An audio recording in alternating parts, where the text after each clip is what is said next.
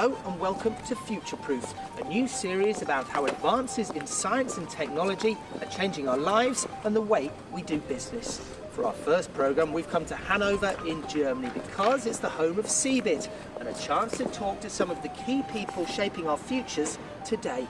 Coming up on the show. Are we ready for a robot society? The experts say we're on the brink of a new machine age. I don't see so much difference between a human and a robot. Who needs drivers? We talk about democratizing transport with the head of Volkswagen's innovation program. It's going to be a great future. So my vision is mobility for all by the push of a button. The startups betting on Bitcoin to make it into everyday finance. And how drones are attracting serious money and cutting costs in the oil industry. This really is a huge event with over 3,000 companies here, from tech giants to small startups. They're expecting around 200,000 visitors, and it was opened by some very special guests.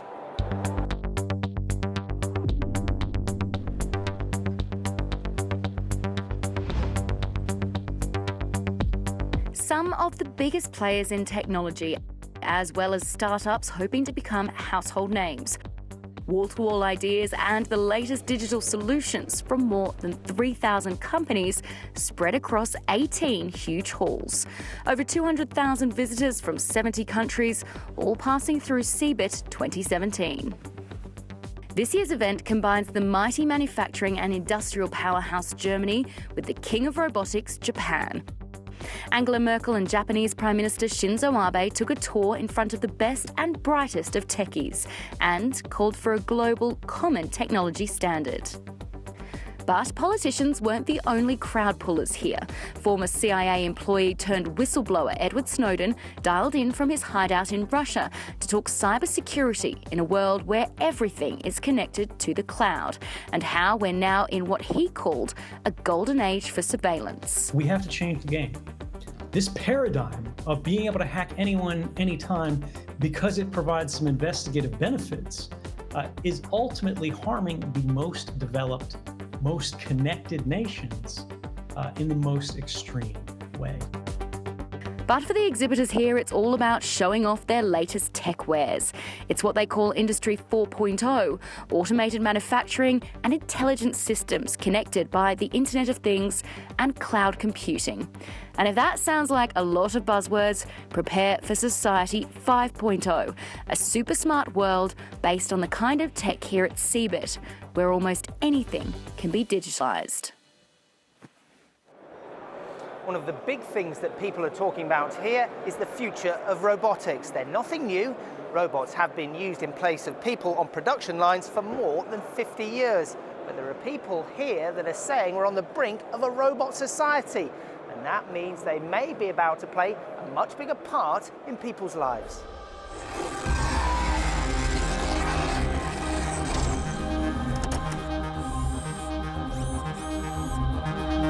The Robot Society. If you haven't heard of it yet, you soon will, according to people on the ground here in Hannover. A world where robots help humans with everyday functions and jobs. Developers in California are already rolling out robots that could soon enter our daily lives. There's Flippy, who cooks burgers, and even a robotic barista who provides you with your daily caffeine hit. The star robot on show in Hannover is Pepper. Hello, Pepper. Pleased to meet you. Pleased to meet you. A humanoid companion who is here to aid us with a variety of tasks, including booking an airline ticket. Thanks. Let me retrieve your booking.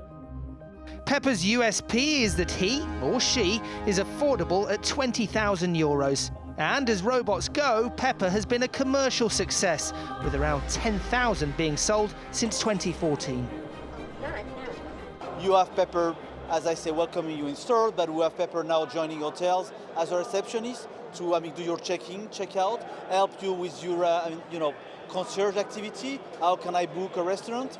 Is, for example, on Costa Cruise boat, welcoming passengers on board, is helping them to navigate through the boat, is helping them to answer the basic question they're always ask to people: how do I connect to the Wi-Fi? How do I use the key to open my door? So all that repetitive task, there is no value that a human does it. A robot can do that correctly, is never tired, always happy, and do that with fun as Pepper is used to do. Robots have been taking human jobs for decades, but now rapid advances in computing power, artificial intelligence and affordability mean they will almost certainly infiltrate our working lives more and more soon. And even innovators like Bill Gates have suggested that robots who take human jobs should be taxed. Computers are going to go higher and higher up the chain. So, already, for example, some simple legal work can be done by computer. And you're going to see more and more so-called white-collar jobs that computers can do, because we are seeing greater and greater artificial intelligence.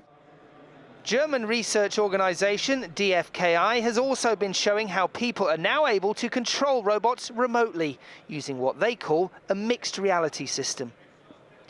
They've also been working with Volkswagen on a project to find ways in which robots and humans can work together more closely by improving the machine's awareness of what's around them. While more of us will be interacting frequently with robots in the future, there are some who say that robotic technology has some way to go. I don't see robots be or become intelligent at all at the moment, unfortunately. Unfortunately or fortunately, I don't know. I basically see them as sort of inflexible at the moment, but they can still be used to automate tasks, which is why they're used, for example, in the car industry and manufacturing in general, very effectively.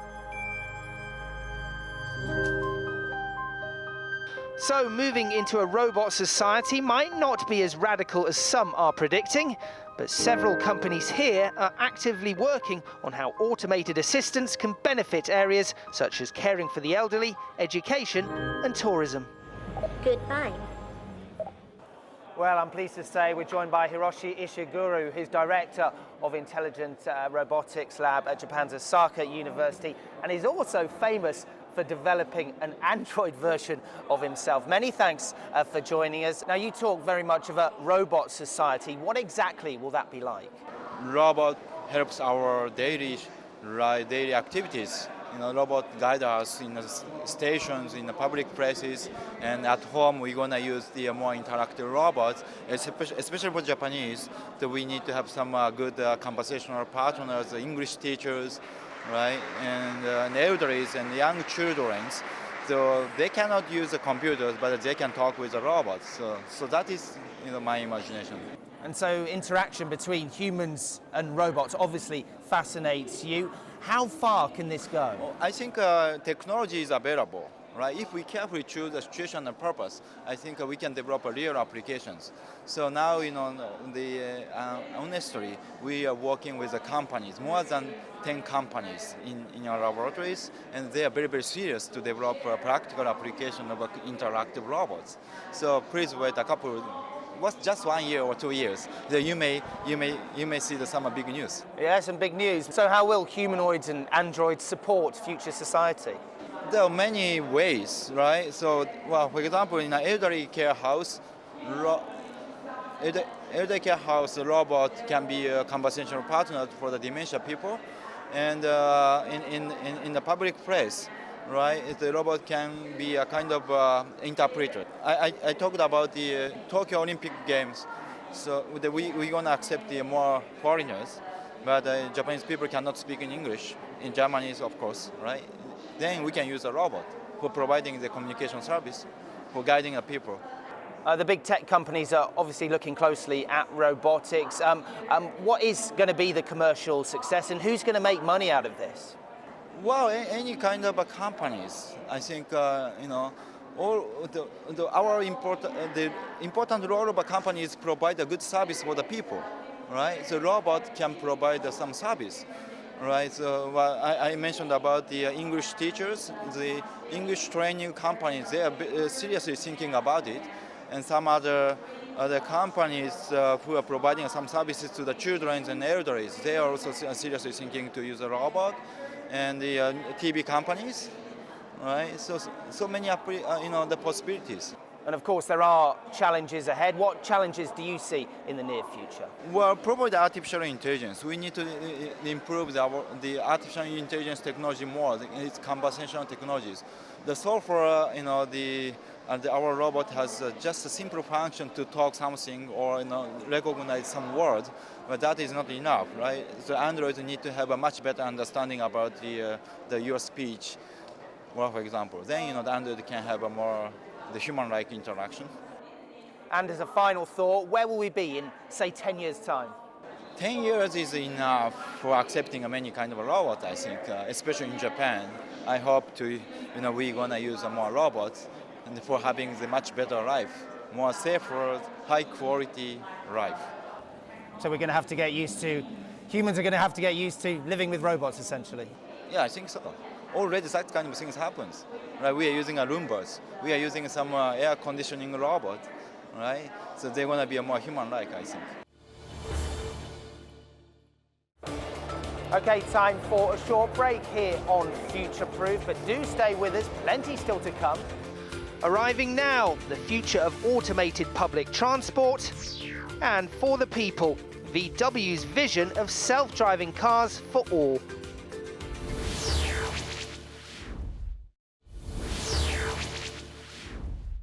You join me aboard the Smart Shuttle. It's ferrying people around one of the main exhibition halls here. It's a very quiet, modern and electric vehicle with no driver.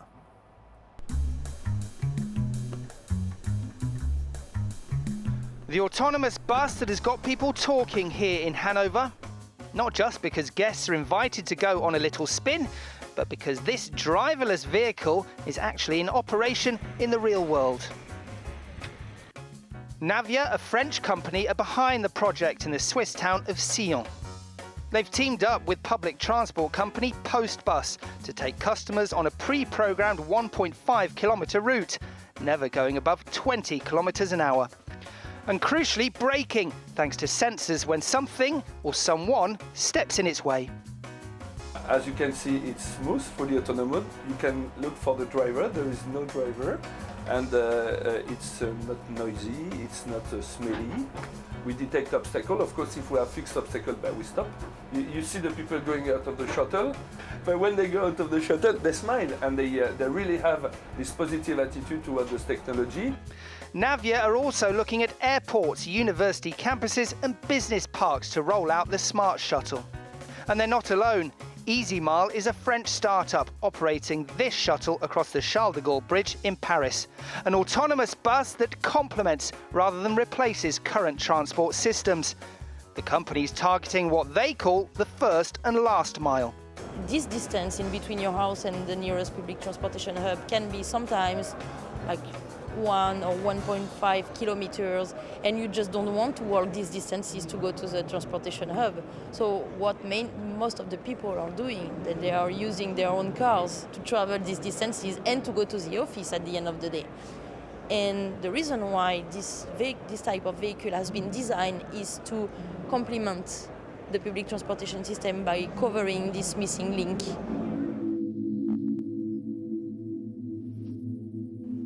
Self-driving in general is getting plenty of people talking, and there's some interesting collaborations out there. Intel have teamed up with BMW to provide the onboard computer that will power their autonomous fleet. Nobody will be able to tackle autonomous on their own. It's going to be a partnership approach. And BMW and Intel, we have been a long-standing history in working together in the infrastructure perspective. We worked in Formula One together. And fundamentally, when we looked at the era of autonomous, we both agreed that this is actually such a tremendous opportunity, but also a challenge from a technology and also from an infrastructure perspective. Intel clearly views self-driving as a growth market. They've invested greatly in the area, recently spending $15 billion to acquire Mobileye, which developed the self-driving software used by BMW. But there are still plenty of challenges to getting cars on the road. you need low latency, high bandwidth connectivity, which is actually critical from our perspective that 5G technology needs to be essential for that car to be connected. Then you need real-time mapping. You need real-time mapping in the car, and you need high precision positioning for the car, because this car needs to decide within a few centimeters or inches what's going on around me. As if to underline the point that there is still a long way to go, a self-driving accident involving an Uber car in Arizona created headlines recently. Police said the Uber vehicle wasn't at fault, but it was a clear reminder of the potential problems ahead. But that won't stop the tech and car giants pumping billions into the race to make self-driving vehicles an everyday reality. Well, many people here in Hanover wondering what's next when it comes to self-driving cars. Volkswagen, a number of the traditional automakers, putting a lot of focus in this area. I'm pleased to say I'm joined by their Chief Digital Officer, Johan Junvert, JJ, two friends. Let's start off then. What is the future for self-driving cars? It's going to be a great future. So my vision is mobility for all by the push of a button. So ideally, I would love to actually give every person on the planet this little Volkswagen one button. It has, a cell network with a SIM card. It has GPS. It has a compass, and basically, all you need to do, push this button, and you will call a self-driving automobile to get to where you are, pick you up, bring you to the next door, and then you just walk out. It takes care of parking. It takes care of everything. And I think this is huge for society, because we give mobility even, to the children, to the elderly, the sick, the blinds. This is huge. And tell us a bit more about CeDric. Yes, CeDric. This is our first self-driving car. It actually is the abbreviation of self-driving car. And CeDric, we just showed it actually last week in Geneva, is the first vehicle out of our group, and actually the first of its kind by any automotive manufacturer, without a steering wheel and pedals, which you can call, by the push of a button. And it's for 4 people, so you can be, with 2 and then bring your luggage in, or you can be, with your kids or with 4 adults, and you just jump in, and you can own this vehicle if you want to, or lease it, or you can, just use it. And for that, we have created this vision because we made a study, even with blinds and also with elderly, which didn't have a smartphone or don't use smartphones. We want to include everyone, and that's why we came up with solutions like this. And what else makes it different to your competitors out there? So first of all, it's about timing, time to market. So my goal is in the next, let's say about 5 years, maybe 4 years, to be ready with this technology. So if it would be up to me, and if everything can be, made in time, including the regulation changes, legislation, and so on, I would like to hit the market in 2021, in those countries where it's possible. Maybe it's the US, China, Singapore, and Dubai or so first. But we are working hard also here in Europe to change the Vienna Convention and get, legislations in the countries to be changed. Okay, time for another short break here on Future Proof, but do stay with us. The new cryptocurrencies, can Bitcoin speed up international business? And how eyes in the sky are being used to deter poaching in southern Africa.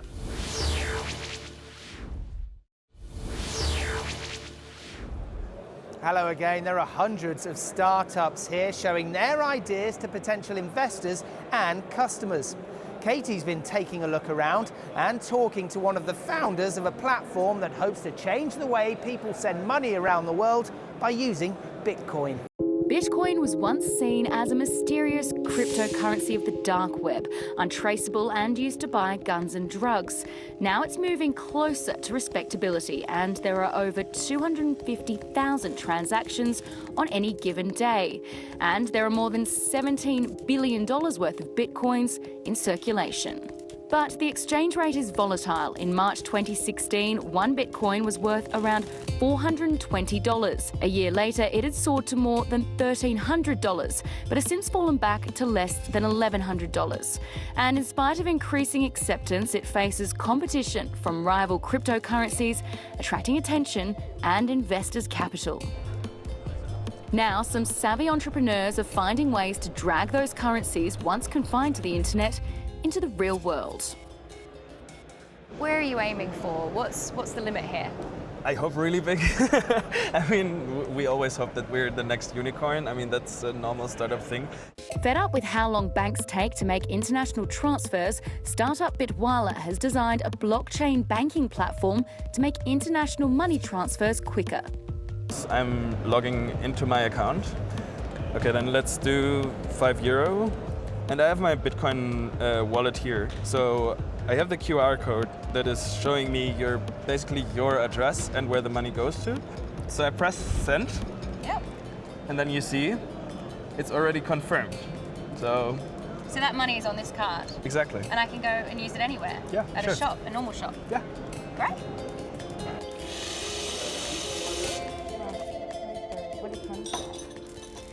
Away from CeBIT, this is Haven in central Hannover. The creators of this building designed it around the concept of Bitcoin, and they're in the process of establishing their own microeconomy with their very own cryptocurrency. It's a co-working space which houses Germany's only Bitcoin ATM and a cafe which accepts Bitcoin. But what we're doing is we're building a decentralized organization. We're building the company of the future that will probably not be a company at all. And what we want to do with the cryptocurrency is motivate our members to do certain things. He says cryptocurrency paves the way for workers to feel more like they're part of a community, to remove political or government barriers and create a self-sufficient and sustainable society. It takes out the middleman, and all these new ideas are starting to pop up all around the world and are bringing blockchain technology into the infrastructure, into the real world. But there are still legal and regulatory hurdles ahead. Regulators need to be behind it, so people want to know that it will not go away, that they can continue to trade Bitcoin and exploit its fantastic advantages, for example, being protected from FX rates, fluctuations, or having some certainty that no government can interfere with the property they hold in the Bitcoin currency. And back at CeBIT, my Bitwala card is topped up and we're ready to spend. Thank you very much.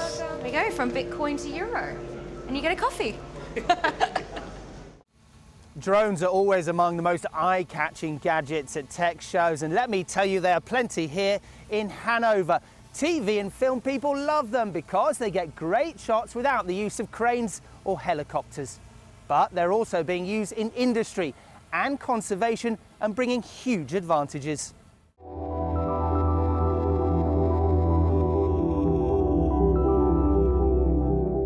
The Brent Delta oil platform, more than 180 kilometres off the coast of Scotland in the North Sea.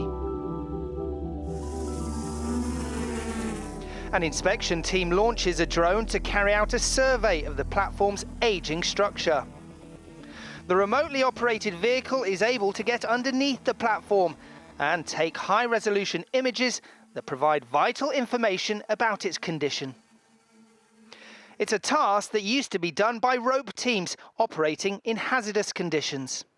We see this technology as it becomes wiser and it's able to sense and avoid and identify defects by itself, and the solutions will become almost fully autonomous. And the question then is not about how you fly and capture data, it's how you process the data, how you present it to the clients, and how you add value to that information in other ways. Cyberhawk has been carrying out this kind of work for several years, but it took time to find drones that could fly in high winds and which were reliable enough for the demanding environment of the North Sea. Ascending Technologies, which makes them, is one of several drone companies acquired by the processing giant Intel. It believes drones are an important computing platform for the future. Of course, it's not only about drones. In the end, it's about the data. Data gathered by drones that fly very robust and very safe, and gather data with crucial information for the industry and for the development and so on.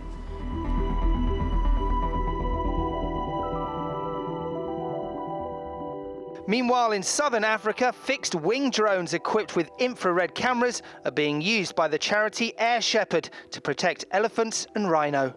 They can detect suspected poachers and then relay their location to rangers on the ground. You've got to find a way to tackle the drivers, so that's local economic incentives and so on and so forth. But that stuff takes time, right? And if you do the math, elephants are going to be extinct in 10 years at current rates. That stuff is going to take longer than 10 years to work itself out. So while that happens, we believe that we are a very effective way to throttle this, to give other aspects some time to kick in. Drone use is predicted to grow dramatically over the next 10 years. The White House has said that by 2025, it expects the sector to generate more than $80 billion in the United States alone. That's it for this edition of Future Proof. Thanks for watching and goodbye.